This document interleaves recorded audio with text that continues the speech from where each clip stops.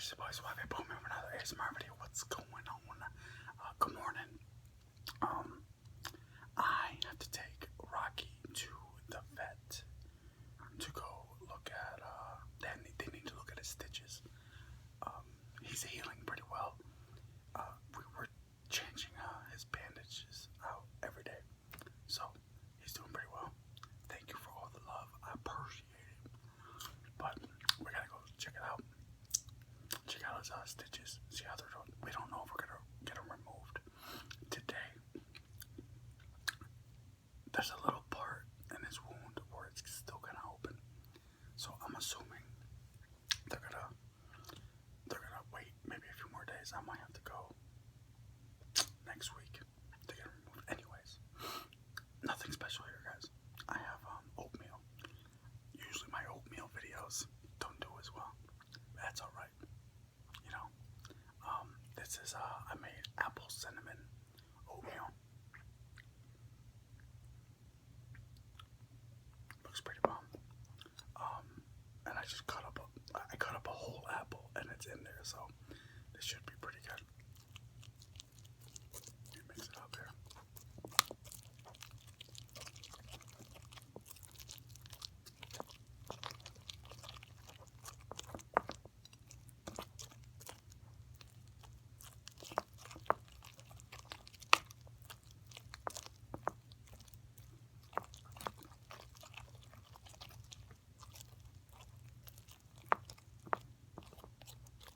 I made way too much, but I usually, you know me, I usually bring a lot to the table for the video.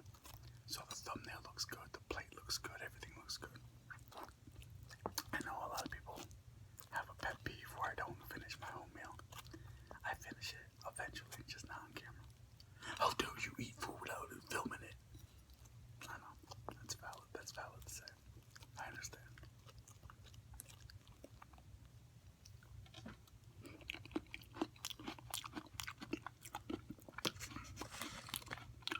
That's good stuff.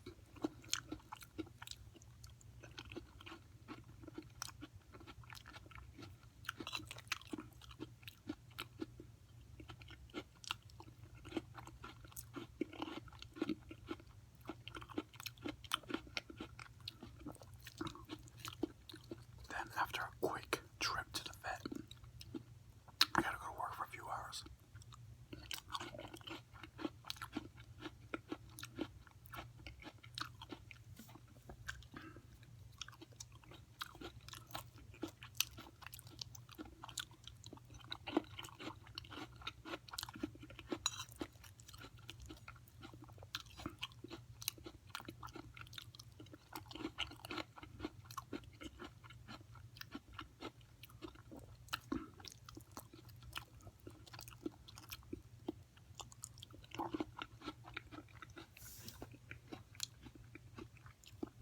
Man, I gotta get a haircut. It's getting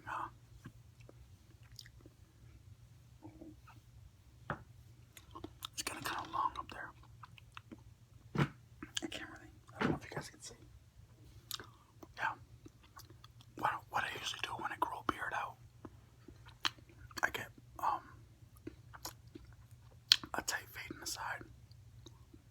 Back in the day, I used to get like an uptown fade, line up, all that shit. But now that I'm old, I'm just a regular bald fade on the sides. Number 2 or 3 on top. They line me up, and that's about it.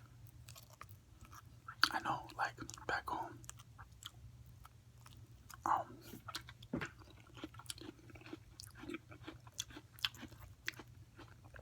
at my old barbershop growing up,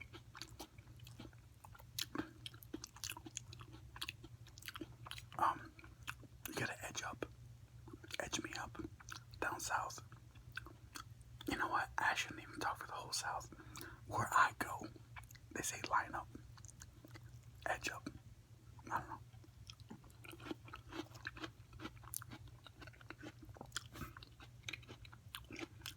For those of you that don't know, it's when they line you up all across your hair and all the so it's all straight and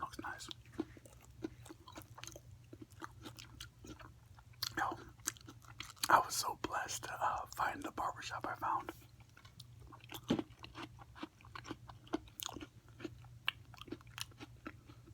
Because my old barbershop from back home was predominantly Puerto Rican. And there was a few black barbers in there. But Puerto Rican, black barbers, it's all the same. Everybody's getting a fade. Everybody's getting uptown. Everybody's getting edge ups. Everybody's getting, old school Caesars and all that shit,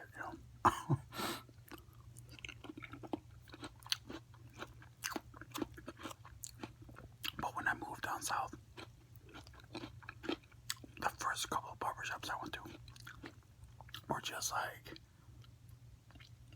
they were just so like, it's ghetto when it's like too hood. Like it was too hood, for real. I would walk in these barbershops and it was just like the shadiest part of the neighborhood. And and it was, on top of that, just dirty, not a good look. It was just, my old barbershop from back home wasn't a bad part of town too, but it felt safe, and the people in there were professional. It was cool. And then I found this one barbershop after like months of searching.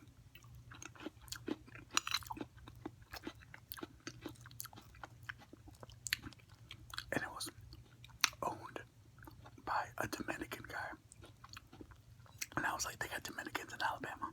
Damn. And you walk in and it looks like a regular black barbershop, but they're all Dominican.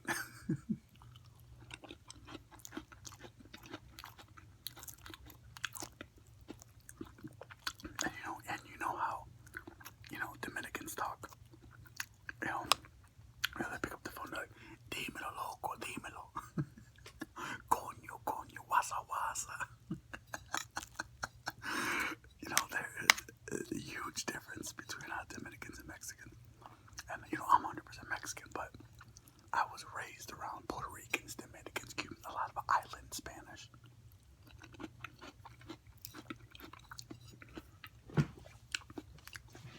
So when I walked into that barbershop, oh shit, sorry. So when I walked into the barbershop, it felt like home. I got some orange shoes too.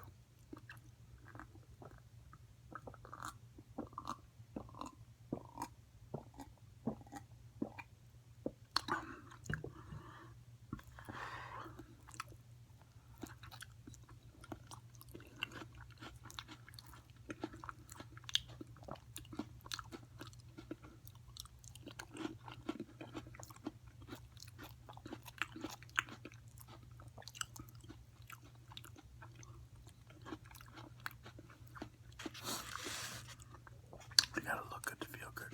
I saw this thing. Let me look it up real quick.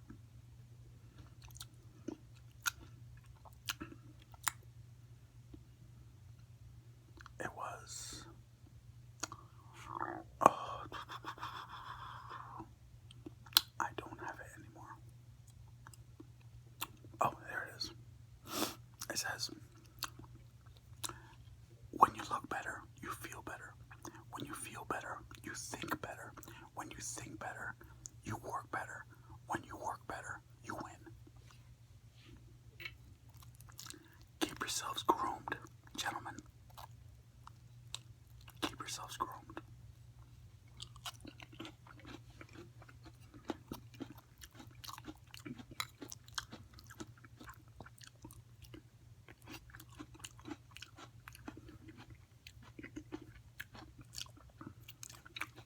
Cochino.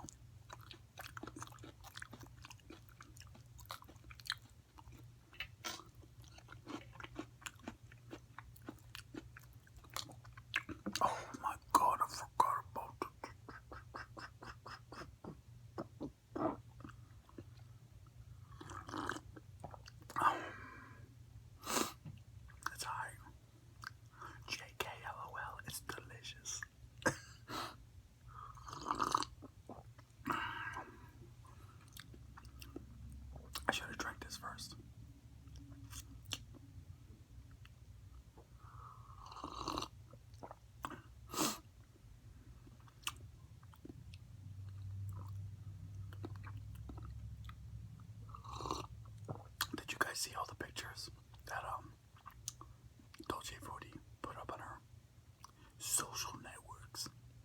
of her and her new puppy.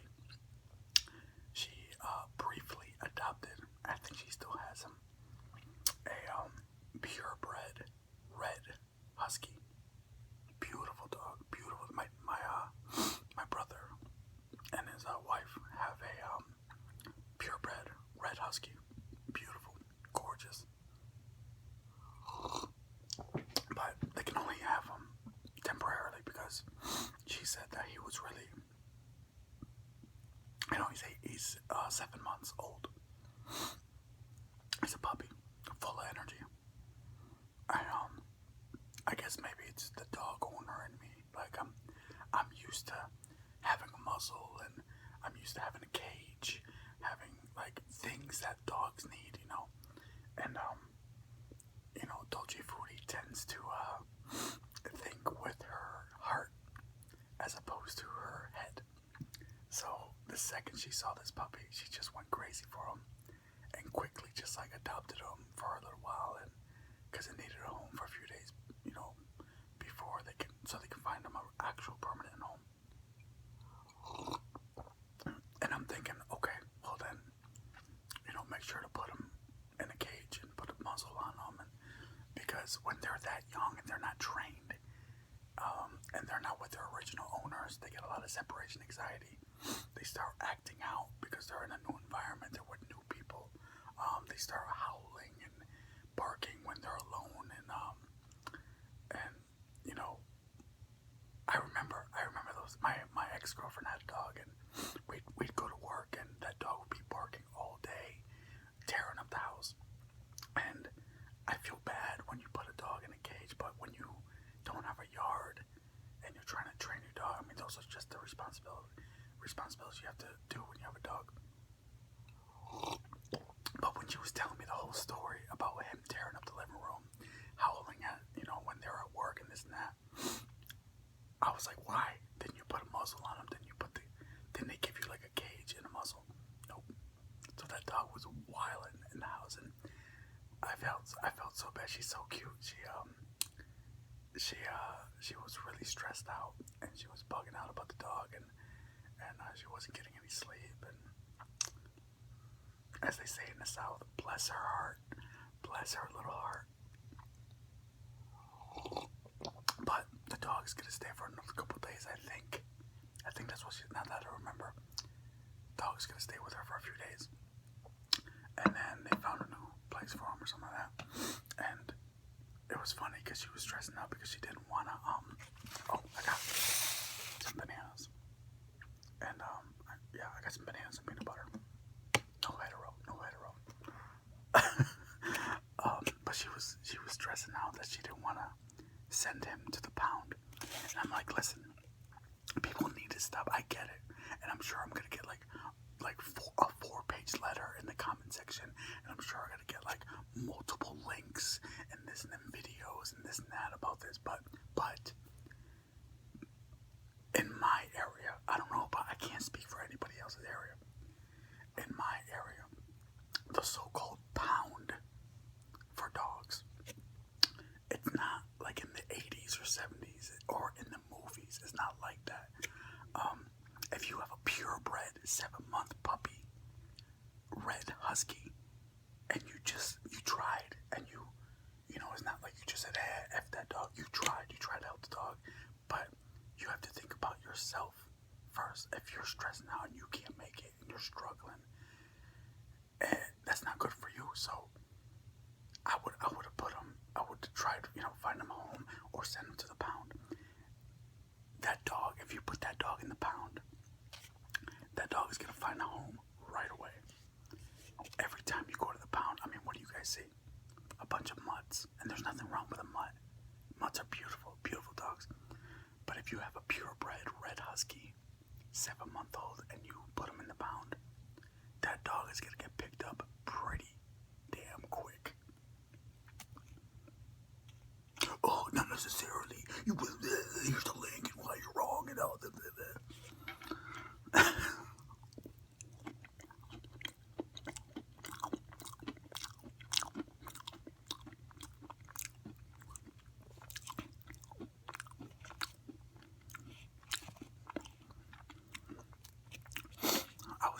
explain to her that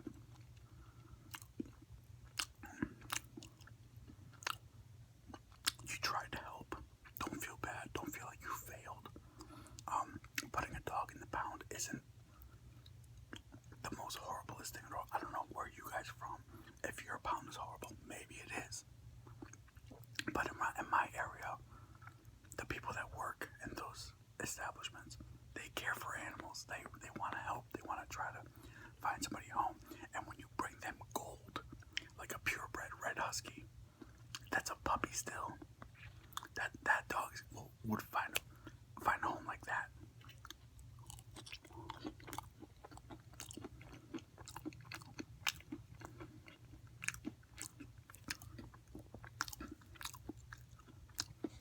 I just felt so bad because she was stressing out.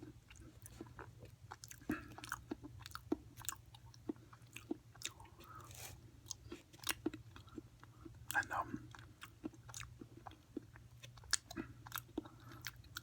I couldn't I was working so much I didn't get a chance to talk to her. Oh.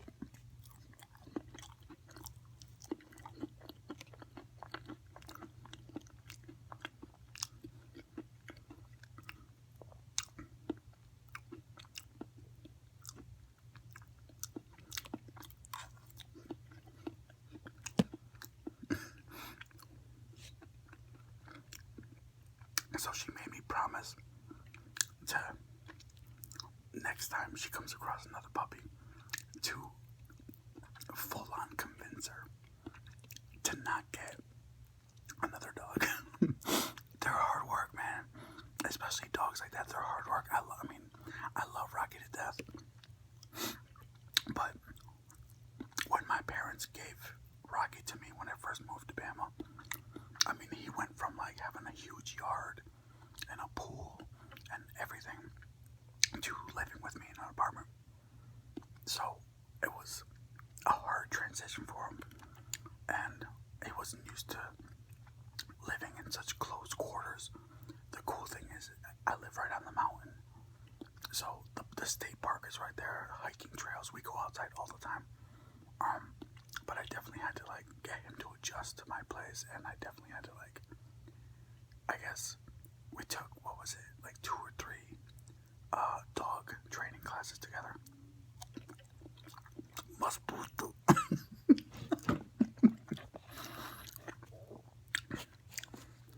I get that from my dad, by the way, guys. My dad's very old school, and it's not that he loves animals less. He just comes from he loves Rocky to death, but he just comes from an old school era where it was like, at the end of the day, it's a dog. It's an animal. At the end of the day, like, he thinks it's ridiculous that I'm doing this much already for Rocky by taking him to the vet and giving him pills and this and that, and getting that tumor removed, and he thinks it's all ridiculous. He's like, yo, this is just, let him be him. Stop giving him stuff. You're wasting your money. I'm like, Dad, I don't know. He's just old school. But I know there's a little part of him that's like, I want to help, because every now and again, he'll pay for the bill of Rocky's medical bill and stuff. It's funny. He's like, my dad tries to be all tough, but he's a little softy for Rocky.